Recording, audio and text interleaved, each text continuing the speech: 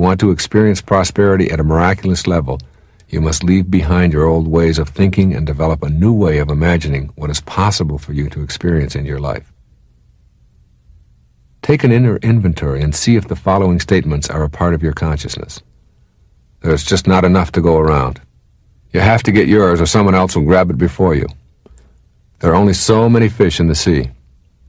You never know if opportunity will knock. If these and similar thoughts are part of your personal inventory, then probably you were taught that you are living in a world of shortages. The concept of lack has been embedded into your belief system. In order to develop an inner vision of prosperity, you will have to shed this old vision of scarcity. The following 5 essentials of a prosperity consciousness can help you to make this shift. 1. You don't need anything else to experience prosperity. Prosperity is first and foremost a mind game. You must know that you have all that you need right now. You are lacking nothing to gain prosperity for yourself.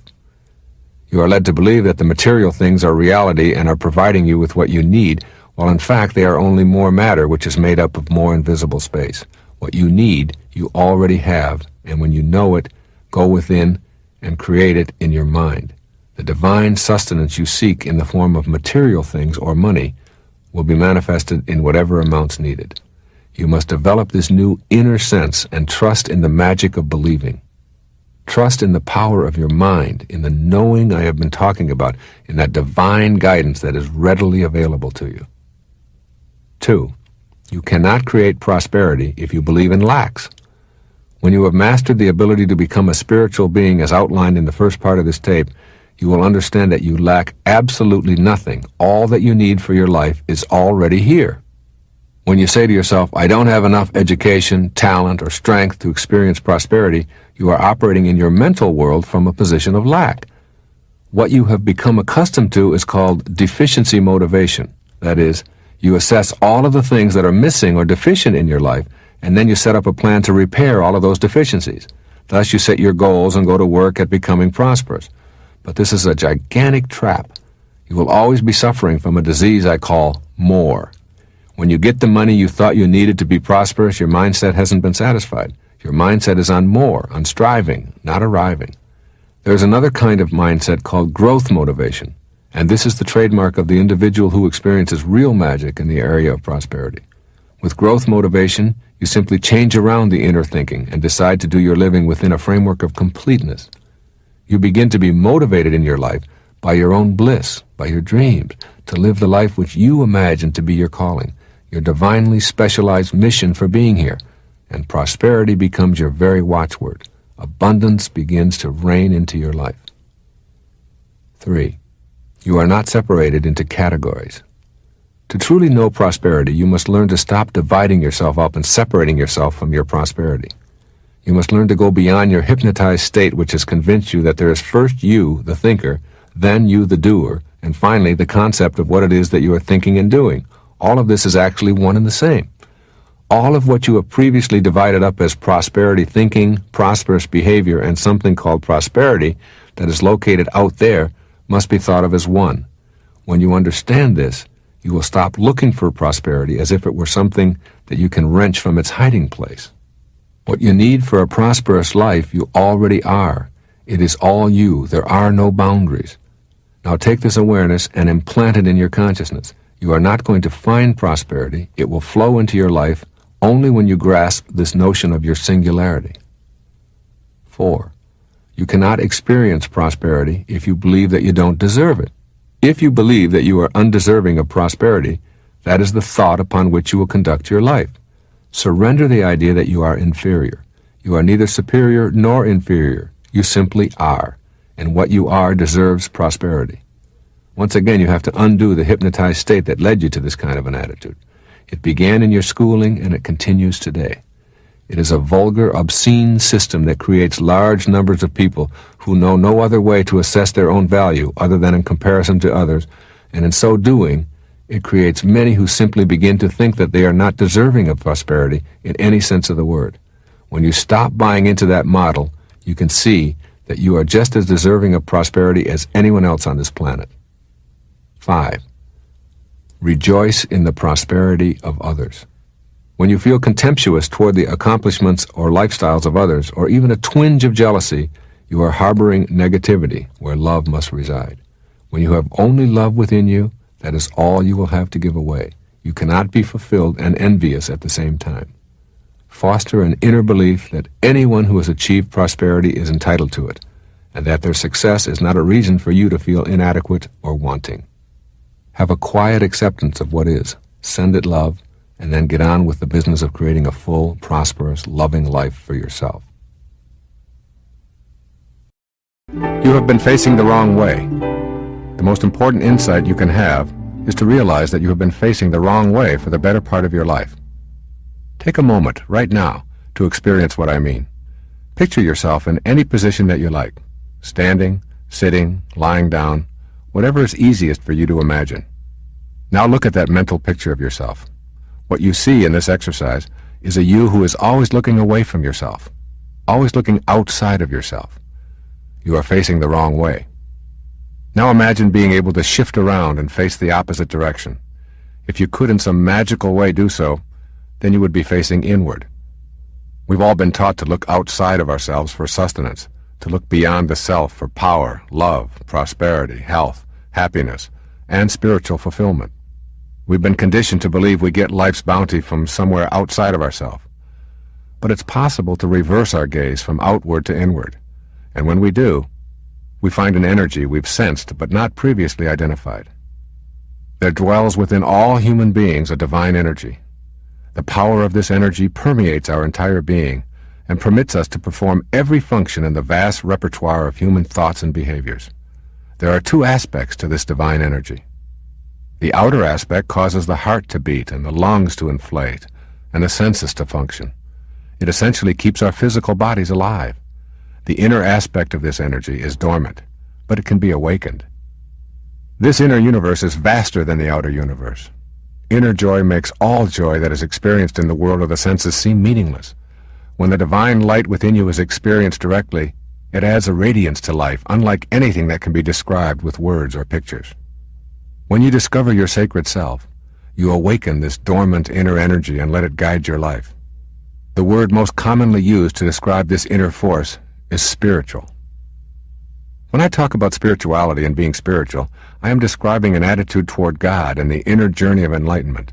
I'm speaking of expanding the godlike qualities of love, forgiveness, kindness, and bliss within ourselves. In my interpretation, spirituality is not dogma or rules. It is light and joy and focuses on the experience of love and inner bliss, radiating those qualities outward. I call the journey to discover your sacred self your sacred quest. You need to begin looking inward at who you are and why you are here instead of outward at the physical world and things within it. There was an instant in time when you were nowhere. The moment before your conception, you were nowhere. Then, in one holy instant, you went from nowhere to now here. There will be another holy instant when you will go from nowhere to now here. We call that moment death, yet you, the divine, changeless, eternal, invisible you, will live on. If it is true that we are a part of an intelligent system, we can assume that we go from nowhere to now here for some purpose. With this realization, you can stop doubting that you are a divine creation with purpose and just accept that you are. You are a part of this intelligent system, and you are here for some divine reason. That reason, you can surely guess, is concerned with the spiritual inner energy I am writing about. Knowing your spiritual self is your sacred quest and your life challenge. So many of us have grown up believing that who we are is this body we carry around, the job we perform, and the religion we practice. Our lives are involved with externals at the same time that we see that they are always changing and shifting. Yet somewhere inside of ourselves, we feel the same. You may not have given that self aspect much of your awareness, but if you do, you will discover an inner self that never changes but is trapped in a changing world. Someday your physical self will probably rest beneath a tombstone that records the date of your birth and the date of your death. But your inner soul knows you are eternal. Knowing this in a way that leaves no room for doubt will greatly enable your sacred quest. When you reach that state, knowing that who you are is the unchanging self, you will be on purpose in your life. Sogyal Rinpoche, in the Tibetan book of Living and Dying, puts this into words that are worth framing. In the modern world, there are few examples of human beings who embodied the qualities that come from realizing the nature of mind. So it is hard for us even to imagine enlightenment or the perception of an enlightened being, and even harder to begin to think that we ourselves could become enlightened. Even if we were to think of the possibility of enlightenment, one look at what composes our ordinary mind, anger, greed, jealousy, spite, cruelty, lust, fear, anxiety, and turmoil, would undermine forever any hope of achieving it. Enlightenment, he continues, is real, and each of us, whoever we are, can, in the right circumstances and with the right training, realize the nature of mind, and so know in us what is deathless and eternally pure. This is the promise of all the mystical traditions of the world, and it has been fulfilled and is being fulfilled in countless thousands of human lives. You can be one of those thousands of enlightened humans. This will happen as you discover the nature of your true self and relegate the part of yourself that is centered on the physical to the background where it belongs. From there, it can cheer you on and support your higher self, rather than act in ways that sabotage your true spiritual essence. This whole business of a sacred quest is real, and you can know it, love it, and cherish it. Once you do, you will never want to go back to any way of living that is inconsistent with your divine, though invisible self. You are not that name, that occupation, that social security number, that body. You are eternally light and divine, regardless of what you have done or failed to do, regardless of what family you lived in, or what you may have been labeled. You are holy, and you have a purpose for being here. I'm going to read to you a little excerpt from Neville about this. I will be, in quotes, is a confession that I am not. Okay? I will be is simply a confession that I am not. The Father's will, God's will, is always I am. Until you realize that you are the Father, that you are God, and that there is only one I am, and your infinite self is that I am, your will is always I will be. That's your will. In the law of assumption, your consciousness of being is the Father's will. The mere wish without this consciousness is my will.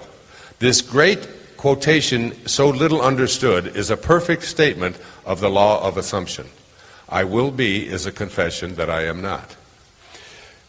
If you change your concept of yourself, the events ahead of you in time are altered. You can alter events ahead of you. Greg Braden wrote about this in The Isaiah Effect. I'd recommend you read that. If you change your concept of yourself, the events ahead of you in time are altered. But thus altered, they form again a deterministic sequence, starting from the moment of this changed concept. You are a being with powers of intervention which enable you, by a change of consciousness, to alter the course of observed events. In fact, to change your future. Deny the evidence of the senses and assume the feeling of the wish fulfilled. Again, deny the evidence of the senses, everything that your eyes and ears and everything else tells you.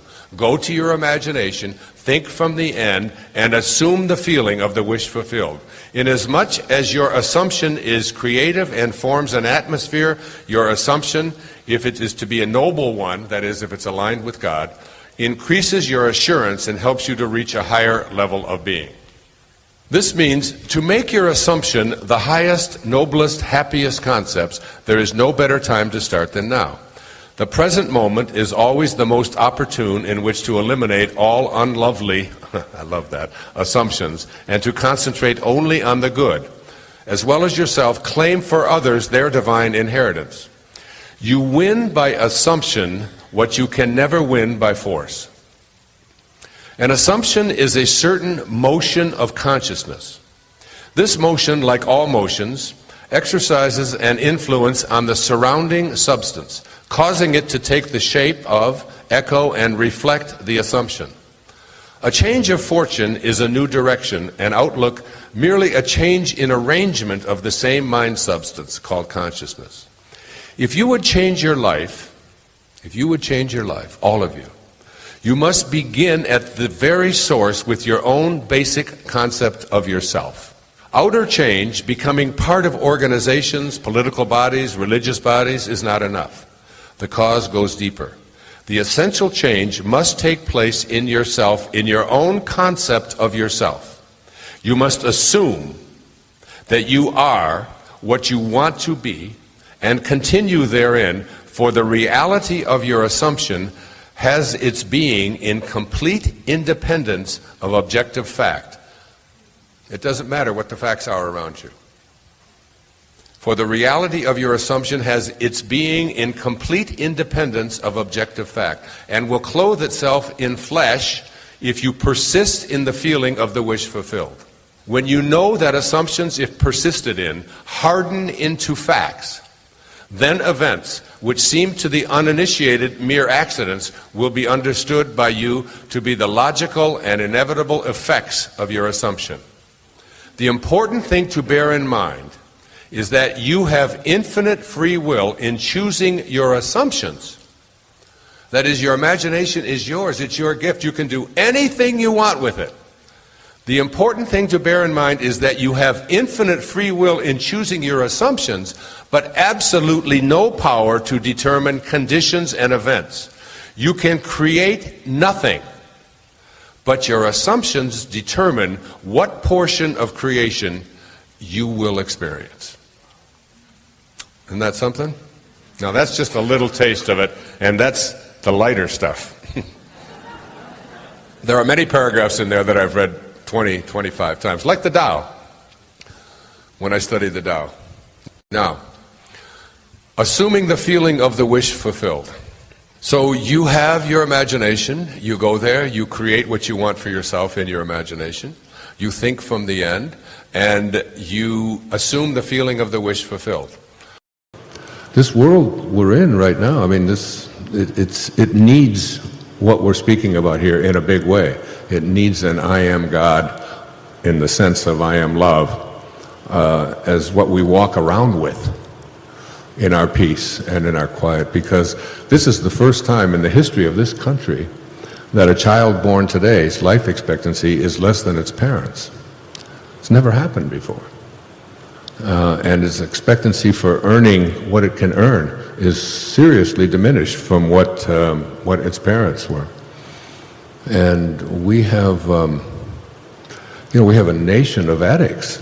I mean, not just to illegal drugs and so on, but to just prescriptions, violence, contamination, addictions.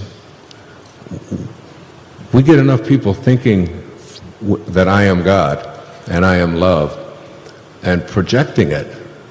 I mean, one of the things I got from watching what you did with Oprah is the awareness that when we reach elevated levels of consciousness that you're speaking about, when we are totally here, now, present,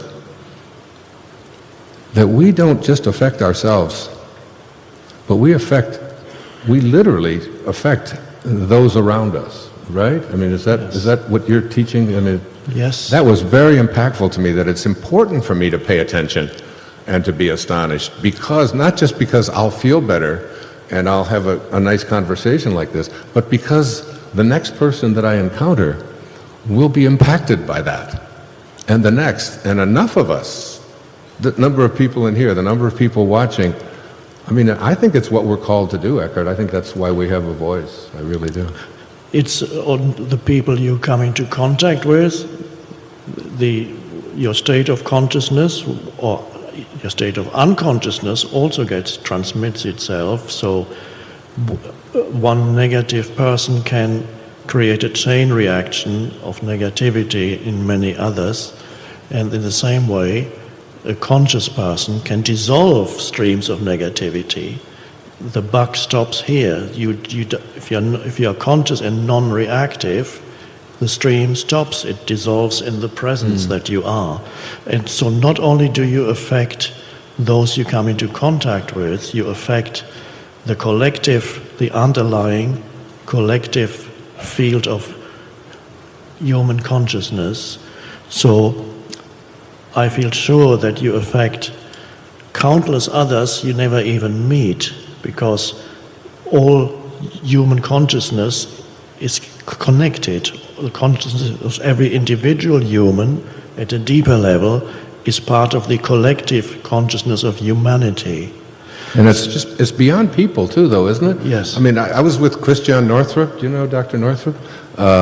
Just in Pasadena, we were giving a talk together, and she was so excited just before she was going on to speak. She said, I just saw this incredible piece of research. She said that when you have a garden and you plant vegetables in the garden for you to eat, that whatever it is that you need in terms of what is missing in your life, whether it's a vitamin deficiency or whether it's your immune system deficiency or if you've got cancer or whatever it is, those plants that are nurtured by you will provide just for you what you need when you eat them, not for the person next door. I mean, that's an amazing piece of research. So it isn't just human consciousness. I think it's like there's a symbiotic kind of thing, and it's like there's some people, like when you walk into a room, you just know. I mean, I walked into a room once with Mother Teresa many years ago, and it's like everything changed. The room was in a different state. Patanjali had these wonderful words. He said, when you're steadfast, that means you never slip. When you're steadfast in your abstention of thoughts of harm directed towards yourself and others, that all living creatures will cease to feel fear in your presence. I mean, we can impact the whole sphere, the whole universe, I think, can be impacted if we just begin to recognize that we are God. We are God. It's such, T.S. Eliot had that wonderful note. He said, we shall not cease from exploration, but at the end of all of our exploring will be to return to the place from which we originated and to know it for the first time. Yes. I don't think you have to die for that. I think he was speaking about death, but I don't think we are. 9th verse of the Tao Te Ching. Quote, to keep on filling is not as good as stopping. Overfilled, the cupped hands drip. Better to stop pouring. Sharpen a blade too much, and its edge will soon be lost. Fill your house with jade and gold, and it brings insecurity. Puff yourself with honor and pride, and no one can save you from a fall. Retire when the work is done. This is the way of heaven. Unquote. Living humility. As the eternal Tao is in a continuous state of creating, it knows precisely when enough is enough. Deep within ourselves, we sense that this organizing principle of unconditional supply knows when to stop, so we don't need to question the qualities that the Tao brings forth. The creative source is beautifully balanced in the principle of humility, elucidated in this 9th verse of the Tao Te Ching. The Tao has the capability to generate everything in amounts that would stupefy an observer, yet its gentle humility seems to know when there are enough trees, flowers, and bees, and hippos, and every other living thing. Excess is eschewed by the Tao. It doesn't need to show off its unlimited capacity for creating. It knows exactly when to stop. This verse invites us to be in spiritual rapport with this profound characteristic of the Tao. Cramming life with possessions, pleasures, pride, and activities when we're obviously reached a point where more is less indicates being in harmony with ego, not the Tao. Living humility knows when to just stop, to let go and enjoy the fruits of our labor. This verse clearly analogizes that the purpose of more status, more money, more power, more approval, more stuff is as foolish as honing a carving knife after it's reached its zenith of sharpness. Obviously, to continue would just create dullness, and it is obvious that a keen edge represents perfection. Lao Tzu advises us to be careful about amassing great wealth and storing it away. This practice contributes to a life spent keeping our fortune safe and insured, while at the same time always feeling the need to pursue more. He counsels us to be satisfied at a level that fosters living with humility. If wealth and fame are desired, we must know when to retire from the treadmill and be like the Tao. This is the way of heaven, as opposed to the world that we live in, which is addicted to more. We can heighten our awareness that advertising is primarily designed to sell products and services by convincing us that we need something in order to be happy. Analysts might tell us that the economy is failing if it isn't continuously growing. But we can realize that excessive growth, like cancer, will ultimately destroy itself. We can witness the results of overproduction in the gridlock on most highways. It now takes longer to go from one side of London to the other than it did before the invention of the automobile. We also see this principle at work whenever we shop. I call it choice overload. Pain pills for backaches, menstrual cramps, headaches, joint pains in the morning or at night in a capsule or liquid or a powder. And this is true whether we're purchasing toilet paper, orange juice, or anything else. I believe that Lao Tzu sends the following modern advice from his ancient perspective. First, come to grips with the radical concept of enough is enough. Make this commitment, even though you live in a world addicted to the idea that one can never have enough of anything. To paraphrase Lao Tzu, do your work and then step back. Practice humility rather than ostentation and uncontrolled consumption. The obesity crisis in the Western world, particularly in America, is a direct result of not understanding and living the simple wisdom of this 9th verse of the Tao Te Ching. Eat, but stop when you're full. To continue stuffing food into a satiated body is to be trapped into believing that more of something is the cause of your happiness. And this is true of overly filling yourself with any artificial symbol of success.